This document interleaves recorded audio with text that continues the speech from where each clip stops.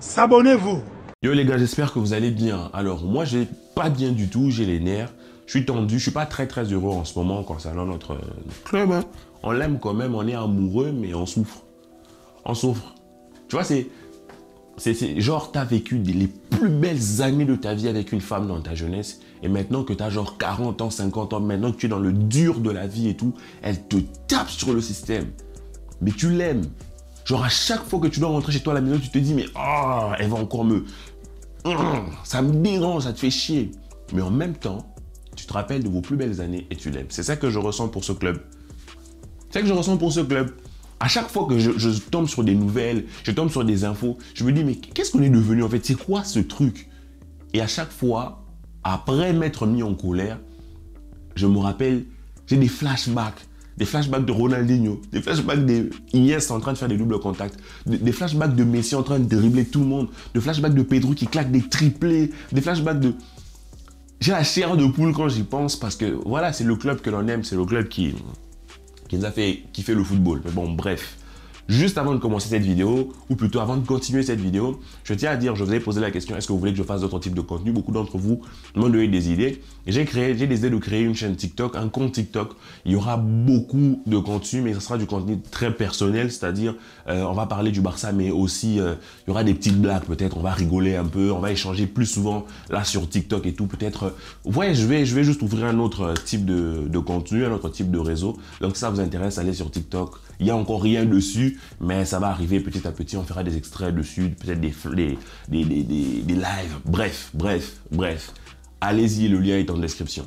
Pour continuer cette vidéo, on va parler de Frenkie de Jong, on va parler de Araujo, on va parler de Léa Lio, parce qu'il y a une soi-disant rumeur, Léa Lio ou Crava, ou je sais pas, il y a des rumeurs, entre guillemets, que ouais, bref, on en parle. Moi, ça me fait rire, ça me fait rire. On va commencer par quoi? On va commencer par Frenkie de Jong.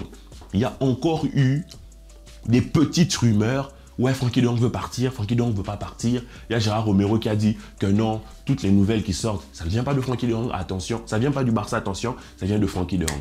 Moi, je me suis dit, en fait, ce club a une manie, ce club a une manière de faire un peu comme la mafia.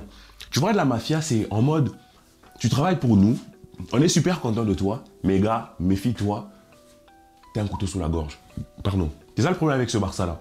Un joueur comme Frenkie de Jong, il a un énorme salaire. Disons que c'est le salaire le plus énorme du monde. Mais c'est un joueur qui a toujours clamé son amour pour le club. C'est un joueur qui n'a jamais fait de bévues. Ce genre de cas, même si tu estimes qu'il doit baisser son salaire à 1 euro, tu les gères en interne. Pourquoi notre club, on a toujours cette sale habitude de laver nos linges sales en dehors, aller crier, aller faire... Vous pensez que s'il y a on va dire des campagnes contre un joueur en particulier. Il y a eu cette campagne pour dire ouais, le Bayern veut Araujo, ouais, le Bayern... Non, les nouvelles viennent du Bayern. Non, les nouvelles viennent du Barça. Le Barça pense à vendre Araujo. Oh non, c'est Araujo n'a pas dit. Non, il n'a pas fermé la porte. C'est n'importe quoi.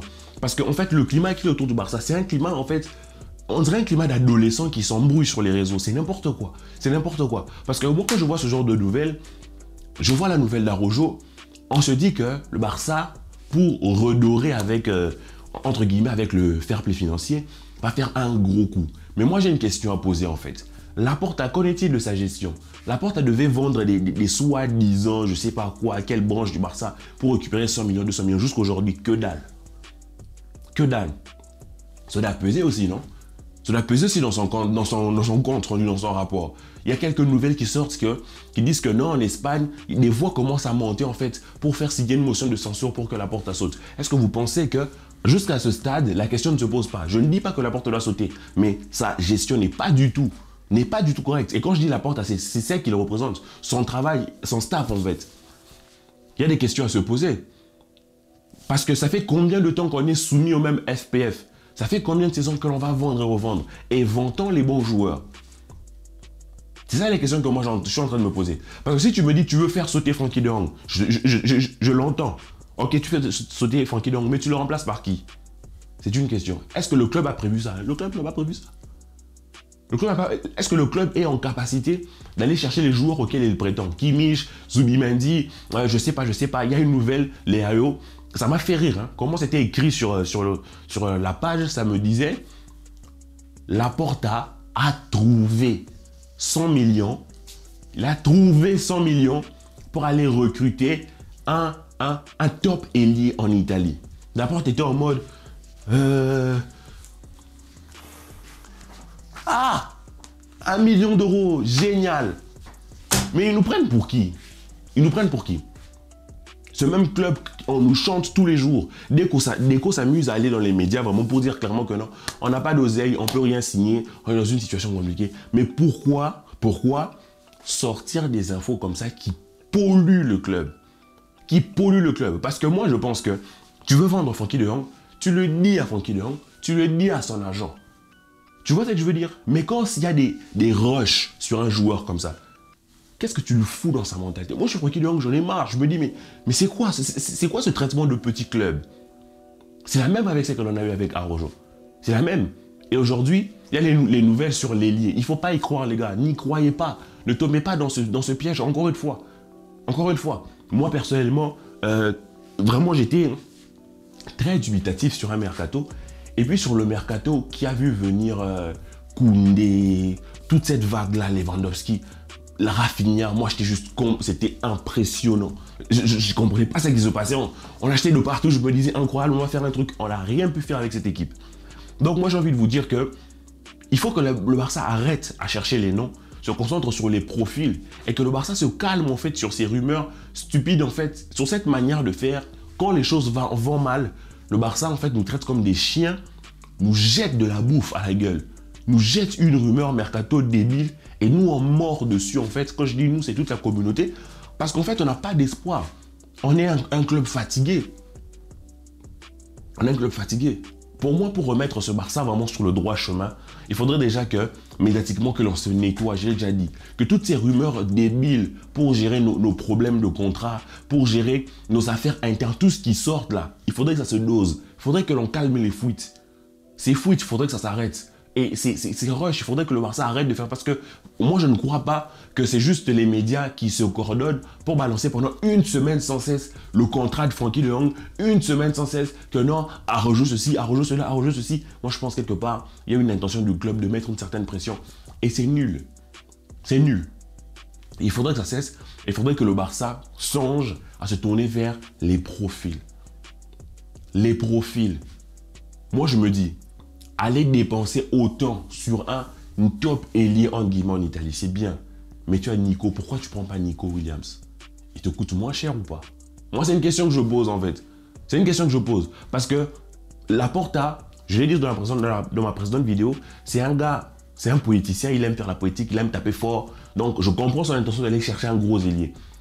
Mais est-ce que le Barça en ce moment n'a pas besoin de construire un projet plutôt avec des vrais profils qui évoluent, plutôt que d'aller piquer sur des joueurs dont on n'a pas réellement besoin. Je veux dire, on a besoin de gros ailiers. Mais la priorité, par exemple, c'est le 6.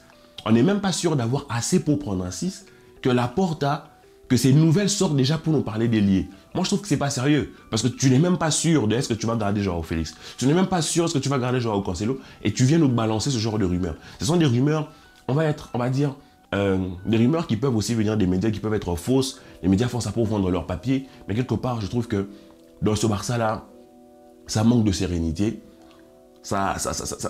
Les ambitions sont totalement détachées de la réalité que nous ne connaissons même pas. Il y a une sorte d'irréalisme dans cette... Vraiment, tu as l'impression qu'il était dans une illusion mal foutue. En fait, où les choses... Tantôt c'est très beau, tantôt ça va mal. On ne sait pas sur quel pied danser et ça me dérange encore. La fois passée, je vous ai parlé de ce qui me dérange d'un point de vue organisationnel par rapport au coach. Et là, c'est par rapport à la prévision que nous faisons sur nos joueurs. Parce que comme je l'ai dit, au numéro 6, on a besoin d'un mec. Pour l'instant, on ne sait pas qui on va prendre. C'est lunaire. On n'a pas encore de vue, on n'a pas encore de piste. Quand est-ce qu'on va discuter ça? Je ne sais pas. Est-ce qu'on a les moyens de discuter ça? Je ne sais pas. Qu'est-ce que Laporte a fait des finances qu'il est censé nous apporter? Je ne sais pas. Laporte a vendu ceci, a vendu cela, tel levier. On ne sait pas. Est-ce qu'on sera prêt pour le FPF? On ne sait pas. On ne sait rien. Il n'y a aucune certitude dans ce club. Est-ce qu'on sera dans les capacités de garder Joao, de garder? On ne sait pas. Ça va dépendre aussi de jusqu'où on peut aller en Ligue des Champions. Mais jusqu'où tu vas aller en Ligue des Champions? Comment veux-tu aller en Ligue des Champions? En Liga, ça se passe très mal. Est-ce que tu vas réussir à passer Naples? Comment tu peux prévoir? Est-ce que le Barça a l'air de prévoir? On ne sait pas. On a l'impression on attend. C'est ça le Barça. Et à 23h59, le 30 juin, ils seront là en train de passer le dernier coup de fil pour essayer de valider un transfert de merde venant d'un petit joueur de merde, négocié avec un agent de merde, juste parce que on n'a pas su se gérer plus tôt.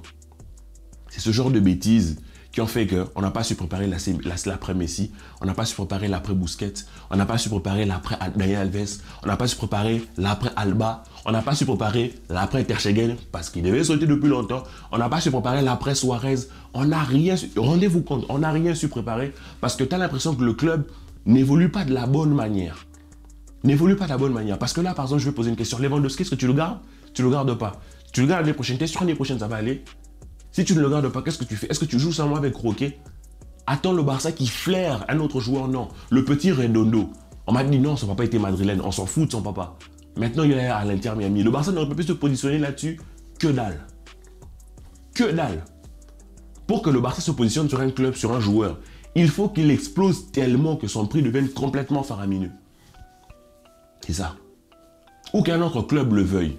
Le petit Savio, on ne s'est pas positionné là-dessus. On n'avait pas les sous pour mettre dessus. Mais on va les claquer des sous sur un joueur énorme en Serie A. C'est bien beau. Ça va peut-être un Liao. Il va mettre son maillot, il va mettre des buts. C'est bien génial. Mais est-ce qu'on a les ressources financières? Je veux dire, cette gestion, moi, elle me chagrine. Moi, elle me chagrine. Pour moi, le club doit vraiment changer de direction. Pas seulement avec un coach, mais avec aussi la physionomie en fait, ou la philosophie, je vais y arriver, de ceux qui sont au-dessus. Et pour l'instant, j'ai pas l'impression que c'est comme ça que ça se passe dans ce club. Donc, moi, toutes ces rumeurs, et les rumeurs coach, et les rumeurs mercato, vraiment, je ne vois qu'une certaine forme d'incompétence, une certaine forme d'irrégularité, une certaine forme de manque d'assurance dans les choix que font la direction. On est là, on attend. On va voir ce qui va se passer. On va jouer la Liga ce samedi. La semaine prochaine, ça va être la Ligue des Champions contre Naples. Match de loser, entre guillemets. Est-ce qu'on va réussir à le gagner? On espère. Si on passe les huitièmes, ça serait vraiment génial. Peut-être on pourrait aller toucher le quart de finale. On ne sait pas. On y va avec la foi, hein, comme la Côte d'Ivoire lors de la CAN. On va aller comme ça, coup du marteau. Peut-être qu'on va atteindre la finale. Peut-être qu'on va gagner des champions. Mais à l'heure actuelle, de ce que je vois, je ne sais pas comment on va finir la saison, sincèrement. Et je ne sais pas comment nous préparer la saison prochaine. Parce que Xavi est parti. Xavi est là en tant que coach, mais il faut se dire que Xavi part. C'est-à-dire que Xavi, c'est la fin d'un cycle. Hein? On aura besoin de nouvelles choses. Donc, tu dois cibler un coach. Tu dois préparer. On ne peut pas faire ça en l'espace d'un mois de mercato. On doit cibler maintenant. On doit préparer maintenant. On ne peut pas entrer en contact avec certains joueurs et les signer. Mais il faut déjà que dans les médias, que l'on sente des pistes quand même cohérentes. Des pistes quand même... On aurait pu prendre le Grimaldo libre, on ne l'a pas pris, on l'a laissé, on a pris Alonso. Je veux dire, ce club me dépasse. Bref, je vous laisse avec ça les amis, que la paix soit sur vous. Peace and love. S'abonnez-vous.